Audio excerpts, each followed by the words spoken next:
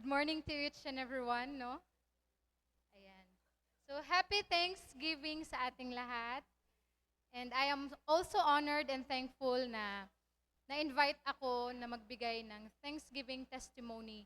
Kasi prior to this, mga 2 weeks ago, Pastor, no? 2 weeks ago, nag-attend ako ng midweek prayer every Wednesday. And nag-pray ako na parang sabi ko, gusto ko naman ng change. I want change na parang makashare ako or whatsoever. And then here comes Pastor. Bigla akong binigyan ng task. Sabi niya, pwede ka bang magbigay? So, I'm really happy and andito ako ngayon sa harapan niyo para magbigay ng Thanksgiving testimony. So, actually, no, ang dami kong dapat ibigay na testimony. Ang daming nangyari sa akin, actually, sa buhay ko. Ang dami kong, masasabi ko talaga na ang dami kong divine interventions, lalo na sa work, sa married life ko, sa lahat ng nangyari sa buhay ko. And with that, siguro kung isa-isahin ko yon, kulang yung 10 minutes na binigay ni Pastor sa akin para mag-share. So, looking back, no, anyway, I can really say that even though life has been hard sa akin, medyo mahirap yung past life ko, yung mga nangyari sa buhay ko, ang dami kong circumstances na pinagdaanan, trials, pain, basta ang dami. But I can really say that my life is still blessed beyond measure. Blessed pa rin talaga ako kahit ang dami kong pinagdaanan. And andito ako ngayon sa harapan ninyo, di ba, giving thanks. So I can say na blessed talaga ako beyond measure with that. So, share ko lang sa inyo guys. Actually, I think I can say this is my third life. Third life. Kasi yung second life ko nung nanganak ako, during time nung nanganak ako kay Bebu. Kasi nung time na yon, ang sabi ng doktor sa akin is that makokoma na daw ako. Parang ganon, something. Yung nangyari sa akin, kasi nag-bleeding ako, internal bleeding. And then, nabalik ako sa ER. Akala ko hindi na ako mabubuhay. But God is so good. God is really good na nandito ako, buhay and alive to give testimony. And then yung second type, yung third pala I think, yung third is, syempre sa work ko, during may bypass kami, may operation kami, it so happened na nagkabarilan, change ng fire. And then, yes, this really happened. Nangyari talaga to. So that time, nasa ocean kami noon sa Sangali noon that time. And ako yung may hawak ng body cam that time. So nung time na tumalon ako, I mean lumakad ako, narinig ko talaga yung bala ng sniper na, gumanon ba? Dumaan talaga sa akin and yung body ko naman, hinila niya ako. Sabi niya pa, mate, ginanon niya ako. So going back all of these happenings, I can really say na nagbago talaga yung buhay ko. Marami talagang changes and marami talaga akong dapat na ipasalamat. So, yeah, and hindi ako natamaan. Yung natamaan, yung isa yung natamaan kasi nahila ako. So, I think third life ko na to.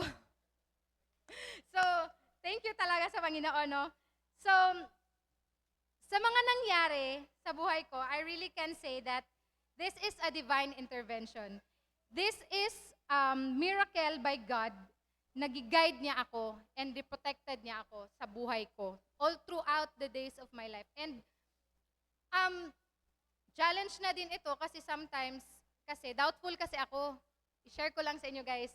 Yeah, I'm so doubtful ako. Pag nagpe-pray ako, mag-o-open ako ng Bible, magpe-pray ako, Lord, bigyan niyo ako ng sign.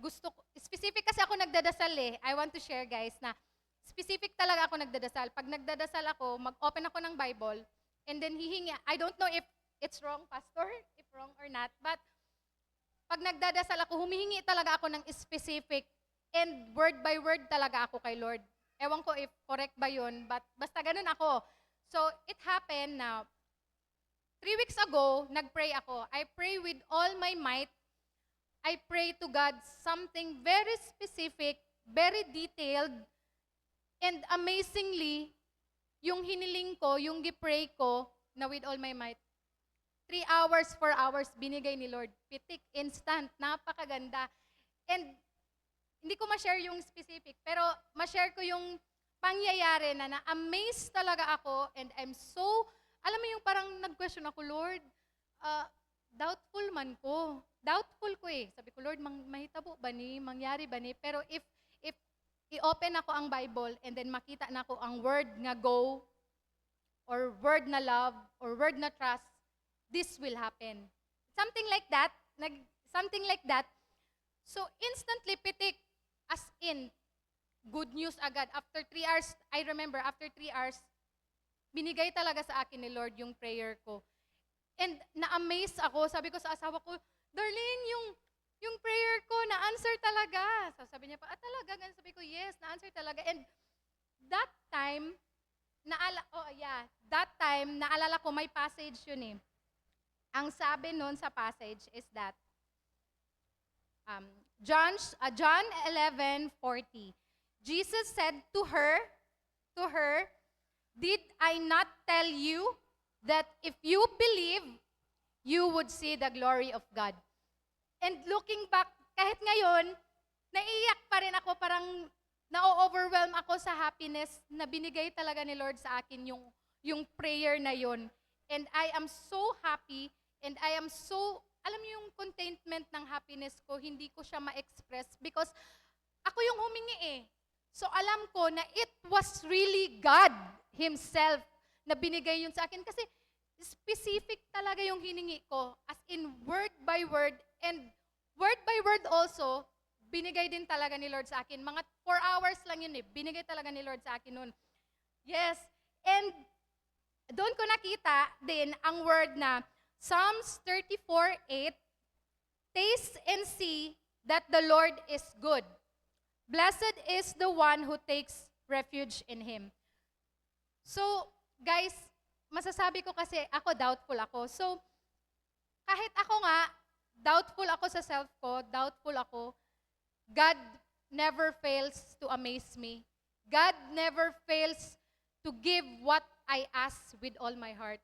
So how much more those people na grabe yung paniniwala kay Lord, grabe yung lahat sinusurrender kay Lord, what more ang kayang ibigay ni Lord sa inyo na sa akin nga na sometimes nagda-doubt ako, sometimes hindi ko, alam niyo yun, may mga times na hindi ako naniniwala na mangyayari, but nangyari. So how much more to those people na loyal, na talagang faithful, di ba? So, imagine what can God do to your lives.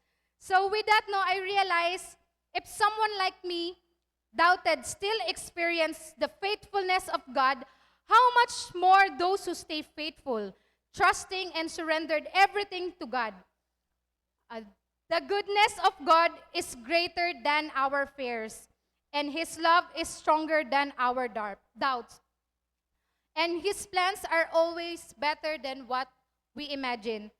So with that, no, I'm just really thankful. Thankful lang talaga ako sa lahat-lahat ng nangyari at sa lahat-lahat ng binigay ni Lord sa akin. So, thank you so much, Lord, for reminding me that even when my faith waves, you remain steady.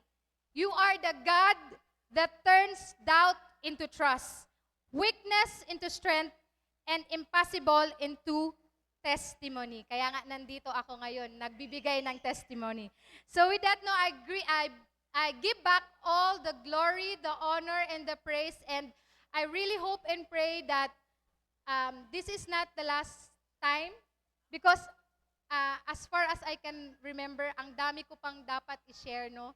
But so thankful lang talaga ako kay Pastor and thankful ako kay God for this opportunity. So happy Thanksgiving once again, and let's keep believing to our living God, and let's keep on trusting God that God will continue to work in our ways, in our life, because I believe kasi that God is really there. God is really working within one of us. So magtiwala lang po tayo, and we continue to believe and surrender everything to God, and everything will be okay. So thank you so much for this. Thank you.